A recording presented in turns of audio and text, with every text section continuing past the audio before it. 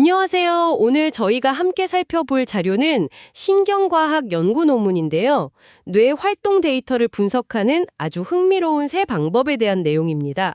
아시다시피 뇌, 특히 그 전전두피질 같은 고등 영역의 뉴런들은 반응이 엄청 복잡하잖아요. 네, 맞습니다. 그러니까 뉴런 하나가 뭐 감각 정보 받다가 결정 내렸다가 보장 기대했다가 이런 여러 정보를 그냥 동시에 처리하는 경우가 많다고 하더라고요. 네, 그걸 혼합 선택성, 믹스드 셀렉티비티라고 부르죠. 맞아요. 혼합 선택성. 이것 때문에 사실 수백 개의 뉴런 활동을 동시에 딱 기록해도 이게 무슨 의미인지 파악하기가 너무 어려웠어요. 그쵸? 그렇죠. 마치 오케스트라에서 여러 악기가 동시에 막 다른 멜로디를 연주하는데 거기서 특정 악기 소리만 딱 골라 듣기 어려운 거랑 비슷합니다. 아, 그 비유 좋네요. 그래서 기존 분석 방법들은 뭐랄까, 특정 정보 하나만 딱 보려고 하거나 네, 그러면 정보 손실이 생길 수 있고요. 아니면 그냥 전체 데이터 패턴만 뭉뚱그려 보려다가 이 섞인 정보를 제대로 해석하기가 좀 애매했죠. 바로 그 지점입니다. 그래서 오늘 살펴볼 논문에서는 탈혼합 주성분 분석, 영어로는 Demixed Principal Component Analysis, 줄여서 DPCA라는 새로운 분석 도구를 제안합니다. 탈혼합 주성분 분석, DPCA요? 네, 이 방법의 핵심 아이디어는 그 복잡하게 섞인 신경활동 데이터, 그러니까 아까 말한 오케스트라 연주 속에서 각 정보, 예를 들면 어떤 자극을 받는지, 어떤 결정을 내렸는지 같은 정보들을 분리해내는 거죠. 그러면서도 중요한 건 원본 데이터가 가진 중요한 특징, 그 풍부함은 최대한 보존하려는 겁니다. 아, 그러니까 오케스트라 음악에서 그냥 소리를 줄이는 게 아니라 각 악기 파트별 악보를 이렇게 복원해내는 느낌. 네, 아주 정확한 비유입니다. 흥미롭네요. 그럼 이 DPCA로 연구자들이 뇌 활동을 어떻게 더 명확하게 볼 수 있는지 좀 더 자세히 들어가 볼까요? 우선 이 DPCA가 해결하려는 혼합 선택성 문제요. 논문에서 예시로 든 게 원숭이가 촉각 자극을 기억했다가 비교하는 실험 데이터라고 하셨죠. 네, 맞습니다. 전전두피질 뉴런들이 그 첫 번째 자극의 진동수 정보랑 또 원숭이가 좀 이따 내릴 결정 정보를 동시에 그것도 뉴런마다 약간 다른 방식으로 부호화하고 있었어요. 와, 진짜 복잡하네요. 그렇죠. 기존의 그 주성분 분석, PCA 같은 방법은 데이터 전체의 분산을 가장 잘 설명하는 축을 찾아서 차원을 줄여주긴 하는데 이 축들이 구체적으로 어떤 과제 변수, 그러니까 뭐 자극 정보인지 결정 정보인지 이런 거랑 직접 연결이 잘 안 돼서 해석이 좀 어려웠습니다. PCA는 그랬군요. 그럼 다른 방법은요? LDA 같은 것도 있잖아요. 네, 선형 판별 분석, LDA 같은 방법은 특정 변수를 잘 구분하는 축을 찾는 데는 좋아요.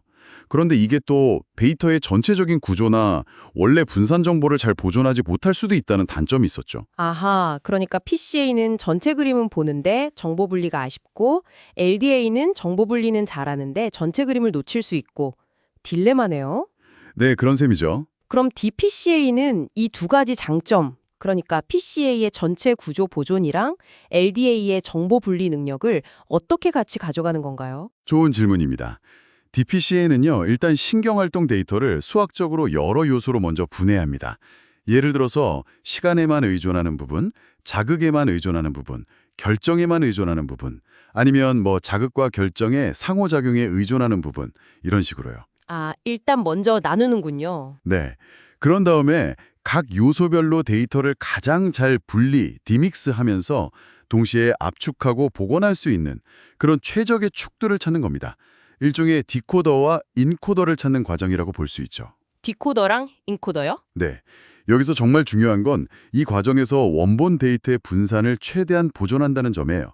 즉, 특정 정보, 예를 들어 자극과 관련된 신경활동 패턴을 분리해서 보여주면서도 전체 데이터의 큰 그림은 놓치지 않도록 하는 거죠. 오, 그 오케스트라 비유로 다시 생각해보면 각 악기 파트 소리를 분리하는 필터를 찾는데 그 분리된 소리들을 다 합쳤을 때 원래 연주의 풍성함이 그대로 살아나도록 하는 그런 거네요. 네, 정확합니다. 바로 그겁니다. 분리하면서도 전체적인 조화는 지키는 거죠. 와, 이제 좀 명확하게 이해가 되네요. 분리하면서도 전체 그림을 유지한다. 논문에서 이 방법을 4가지 다른 실험 데이터에 적용을 해서 효과를 봤다고 하셨는데 결과가 구체적으로 어땠나요? 네, 총 4가지 다른 데이터셋에 적용을 했어요. 원숭이 촉각 기억 실험, 또 원숭이 시 공간 기억 실험, 그리고 쥐를 이용한 후각 판별 실험, 후각 분류 실험 이렇게요. 오, 꽤 다양하게 테스트했네요. 심지어는 이제 결정에 대한 불확실성 같은 특정 정보와 관련된 활동 패턴을 아주 성공적으로 분리해서 시각화했어요.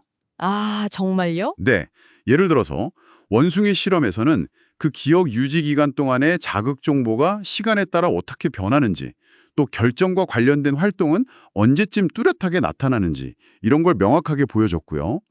쥐 실험에서는 보상 기대라던가 혹은 결정에 대한 불확실성 이런 것과 관련된 신경 활동 패턴을 딱 분리해냈습니다. 와, 기존 방법으로는 보기 힘들었던 그런 패턴들을 명확하게 끄집어내는 거네요. 그렇죠. 그리고 정말 흥미로운 점은 이 분석을 통해서 여러 다른 데이터셋에 걸쳐서 나타나는 공통적인 특징들도 발견했다는 겁니다. 공통적인 특징이요? 어떤 것들이었나요? 첫째는요, 신경활동 분산의 생각보다 아주 큰 부분, 연구에 따라 다르지만 대략 65%에서 많게는 90% 정도까지가 특정 조건, 그러니까 어떤 자극을 받는지, 어떤 결정을 내렸는지와는 상관없이 그냥 시간에 따라 변하는 조건 독립적인 요소가 차지했다는 겁니다. 잠깐만요. 90%까지요? 와, 그럼 우리가 어떤 과제에 막 집중하고 있을 때조차 뇌 활동의 대부분은 사실 그 과제랑 직접 관련 없는 활동일 수도 있다는 거예요? 이건 정말 놀라운데요? 네, 저도 그 결과를 보고 좀 놀랐습니다. 마치 뇌가 항상 어떤 기본적인 배경 활동을 계속 유지하고 있는 것 같달까요? 그런 패턴이 보였어요. 그렇군요. 또 다른 발견은 뭐가 있었나요? 두 번째는 서로 다른 정보, 예를 들어 자극 정보와 결정 정보를 부호하는 신경활동 패턴들, 그러니까 DPCA 축들이 대부분 서로 거의 직교했다는 겁니다. 직교요? 그건 서로 독립적이라는 뜻인가요? 네, 수학적으로는 거의 독립적인 방향성을 가졌다는 의미죠. 그런데 이게 또 완전히 딱 떨어지게 독립적인 건 아니고 약간씩 겹치거나 상호작용하는 경우도 있어서 정보들이 서로 미묘하게 영향을 주고 받을 가능성도 보여졌습니다. 아, 완전히 분리된 건 아니지만 대체로 독립적으로 처리된다. 그렇죠. 그리고 마지막 세 번째 특징은요. 특정 정보를 전담하는 뉴런 집단, 예를 들어 자극 뉴런 그룹, 결정 뉴런 그룹 이런 게 명확히 구분되지 않았다는 거예요. 그럼 어떻게 처리되는 건데요? 대부분의 뉴런들이 여러 정보 처리에 조금씩 다 기여하는 굉장히 분산된 디스트리뷰티드 형태를 보였습니다. 아, 그러니까 특정 뉴런이 딱 이건 내일 이렇게 하는 게 아니라 여러 뉴런이 약간씩 힘을 합쳐서 동시에 다양한 정보를 처리한다. 이런 그림이군요. 네, 맞습니다. 마치 팀플레이를 하는 것처럼요. 이게 기존 방법들로는 명확하게 보기 어려웠던 뇌의 작동 방식을 DPCA가 잘 보여준 거죠. 상당히 중요한 발견이라고 생각합니다. 네, 오늘 살펴본 DPCA는 정말 복잡한 뇌 활동 데이터라는 미로를 탐험하는 신경과학자들에게 아주 유용한 지도가 될 수 있겠다는 생각이 드네요. 그 정보들이 뒤섞인 혼합 선택성 문제를 풀면서도 데이터의 풍부함은 놓치지 않는 그 균형 잡힌 접근법이 아주 인상적입니다. 네, 맞습니다. 단순히 데이터를 보기 좋게 요약하는 수준을 넘어서서요. 뇌가 실제로 정보를 어떻게 표현하고 다루는지에 대한 좀 더 근본적인 통찰을 제공할 수 있습니다. 특히 아까 말씀드린 것처럼 여러 다른 종류의 실험 데이터에서 공통된 패턴, 예를 들어 그 큰 비중을 차지하는 조건 독립적 활동이라던가 정보의 분산 처리 같은 특징을 발견했다는 건 앞으로 뇌의 일반적인 작동 원리를 이해하는 데 중요한 실마리가 될 수 있을 겁니다. 네, 정말 그러네요. 마지막으로 청취자분들께 이런 질문을 한번 던져보면서 마무리하면 어떨까 싶습니다.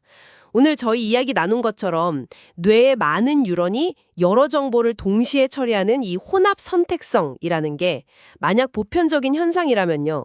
이것은 과연 정보를 효율적으로 압축해서 처리하려는 뇌의 어떤 영리한 전략일까요? 아니면 혹시 우리가 아직 그 복잡성의 실체를 다 파악하지 못한 뭔가 더 심오한 처리 방식의 단면을 보고 있는 걸까요?